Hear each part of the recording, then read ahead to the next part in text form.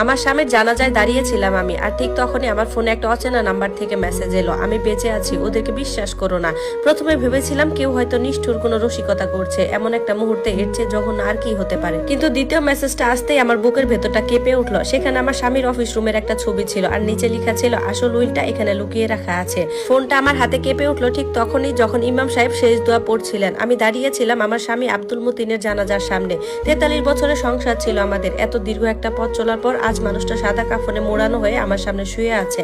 আমার চোখে জল যেন শুকিয়ে গিয়েছিল, কাঁদতেও পারছিলাম না ঠিক মতো। শুধু বুকের ভেতর একটা অসহ্য শূন্যতা। আমার দুই ছেলে শুভ্র আর সজীব আমার দুই পাশে দাঁড়িয়ে ছিল। ওদের দিকে তাকিয়ে হঠাৎ একটা অদ্ভুত অনুভূতি হলো। ওরা যেন খুব বেশি শান্ত, খুব বেশি গুছানো, খুব বেশি স্বাভাবিক, যেন সবকিছু আগে থেকে ওদের জানা ছিল। আমি ফোনটার দিকে আবার তাকালাম, মেসেজটা এখনো জল জল করছে। ওই লাশটার জন্য কেঁদো না, আমি সেখানে নেই। আমার পুরো শরীরটা ঠান্ডা হয়ে গেল, চোখ চলে গেল কাফনের দিকে। মনে হলো বুকের ভেতর কেউ ভারী হাতুড়ি মেরে বসেছে।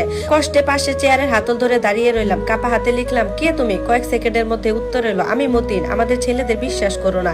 ফোনটা প্রায় আমার হাত থেকে পড়েই যাচ্ছিল। ঠিক তখন শুভ্র আমার দিকে তাকালো আর বলল, মা শরীর খারাপ লাগছে? আমি তড়িঘড়ি করে ফোনটা আঁকড়ে ধরলাম আর বললাম, না বাবা, একটু মাথা ঘুরছে। শুভ্র হালকা হাসলো, কিন্তু সেই হাসিটা দেখে কেন জানি আমার বুকটা হিম হয়ে গেল। সেটা আমার ছেলের হাসি মনে হলো না, বরং এমন একজন মানুষের হাসি যে নিশ্চিত হতে চাইছে সবকিছু তার পরিকল্পনার মতোই চলছে।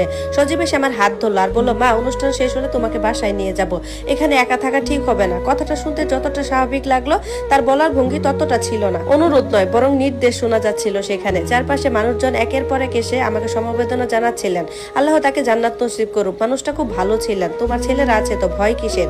আমি শুধু মাথা নেড়ে যাচ্ছিলাম, কিন্তু আমার মাথার ভেতর তখন একটাই বাক্য ঘুরপাক খাচ্ছিল, আমাদের ছেলেদেরকে বিশ্বাস করো না। সবাই বলেছে আমার স্বামী হঠাৎ হার্ট অ্যাটাকে মারা গেছেন, রাতে নিজের অফিসে বসে কাজ করার সময় নাকি ঘটনাটা ঘটে, কিন্তু আমি সেখানে ছিলাম না।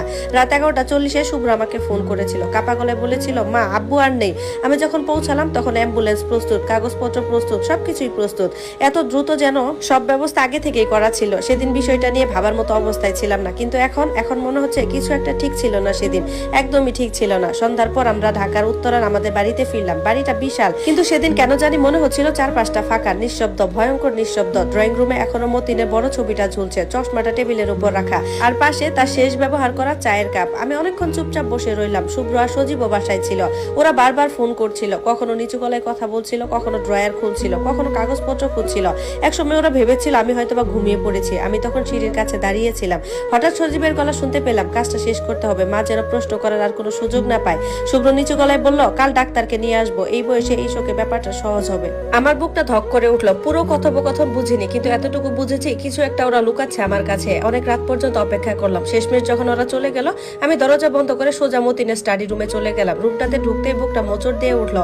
এখানেই সে ঘন্টার পর ঘন্টা বসে কাজ করতো, এখানেই সে বসে চা খেত, এখানেই আমাদের ভবিষ্যৎ নিয়ে পরিকল্পনা করতো। ফোনটা আবার কেঁপে উঠলো। একটা ছবি, মতিনের ডেস্কের ছবি। ডেস্কের নিচের বাঁদিকের কোণে লাল বৃত্ত দিয়ে চিহ্নিত করা, নিচে লেখা আছে, বাঁদিকের কোণটা চাপ দাও। ওদের সামনে কিছু খুলো না। আমি হাঁটু গেড়ে বসলাম, হাত কাঁপছিল, তবুও নির্দেশ মতো চাপ দিলাম। টুক করে একটা শব্দ হলো, তারপর ধীরে ধীরে খুলে একটা গোপন খোপ বের হলো। ভেতরে কোনো টাকা ছিল না, কোনো গয়না ছিল না, ছিল একটা খাম আর একটা পেন ড্রাইভ, আর আমার নামে লেখা একটা হলুদ খাম। আমি খামটা খুললাম। প্রথম লাইনটা পড়ে চোখ ঝাপসা হয়ে গেল, প্রিয় নাসরিন। এটা মতিনের হাতের লেখা। আমি শতবার দেখলেও চিনতে পারবো। চোখের জল গড়িয়ে পড়তে লাগলো। কাপা হাতে পড়লাম, যদি তুমি এই চিঠিটা পড়ো তাহলে বুঝবে আমি যা আশঙ্কা করেছিলাম সেটা ঘটতে শুরু করেছে। শুভ্র আর সজীবকে আমি যেমন ভেবেছিলাম তারা আসলে তেমন নেই। আমি তাদের কথোপকথন শুনেছি, তারা বীমা, ব্যবসা, সম্পত্তি নিয়ে